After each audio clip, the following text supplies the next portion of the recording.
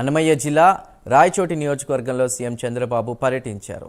సంబేపల్లి క్రాస్లోని ఎన్టీఆర్ విగ్రహాన్ని ఆవిష్కరించారు. అనంతరం మోటుకట్ల గ్రామంలో ఎన్టీఆర్ భరోసా సామాజిక పెన్షన్ల కార్యక్రమంలో ఆయన పాల్గొన్నారు. స్వయంగా లబ్ధిదారుల ఇంటికి వెళ్లి పెన్షన్ అందించారు. ప్రజలతో సీఎం చంద్రబాబు ముఖాముఖిలో మాట్లాడారు. 2027 నాటికి పోలవరాన్ని పూర్తి చేస్తామని తెలిపారు. గత ప్రభుత్వం ఏపీని నాశనం చేసిందని ధ్వజమెత్తారు. రాష్ట్రంలో గుంతలు లేని రోడ్లే తమ ప్రభుత్వ లక్ష్యమని చంద్రబాబు అన్నారు. 4-5 ప్రాజెక్టులు అసాధ్యమైన ప్రాజెక్టులను శాంక్షన్ చేయించాం.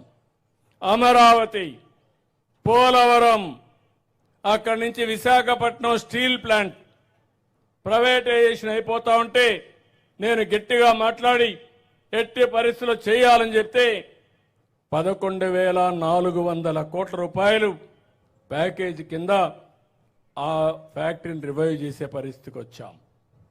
విశాఖపట్నం రైల్వే జోన్ ఇచ్చారు. ఆర్థికంగా కొద్దిగా సహాయం చేశారు. నిలదొక్కునే శక్తి వచ్చింది. అదే మరిగా ఎప్పుడో ఒకటి గుర్తుపెట్టుకోండి, ఎవరినో కాఫీ ఇస్తారంటే గౌరవంగా ఒక రోజు ఇస్తారు.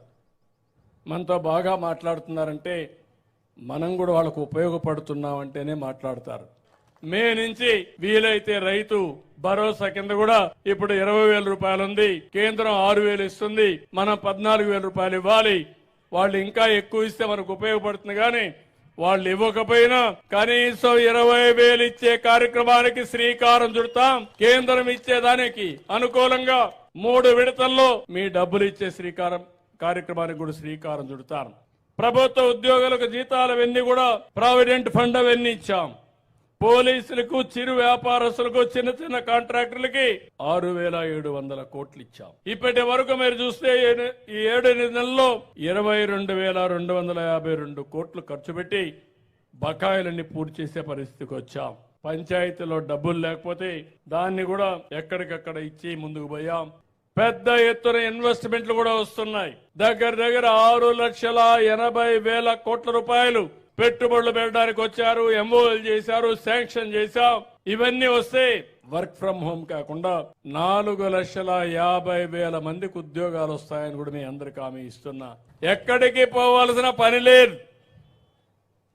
మీకు నేటివిటీ సర్టిఫికేట్ కావాలి, మీ మెసేజ్లో మన మిత్ర ఒకసారి అప్రోచ్ అయ్యి మీరు పెడితే మళ్ళా తిరిగి మీకు డేట్ ఆఫ్ బర్త్ ఇవ్వాలన్నా, మార్క్ షీట్ ఇవ్వాలన్నా, తిరుపతిలో దర్శనం కావాలన్నా, శ్రీశైలం దర్శనం కావాలన్నా, లేకుంటే కనకదుర్గ టెంపుల్ అర్చన చేయాలన్నా, ఆర్టీసీ బస్సులో సీటు కావాలన్నా ఈ ఫోనే సరిపోతుంది. ఇంకెక్కడికి పోయే పని లేదు.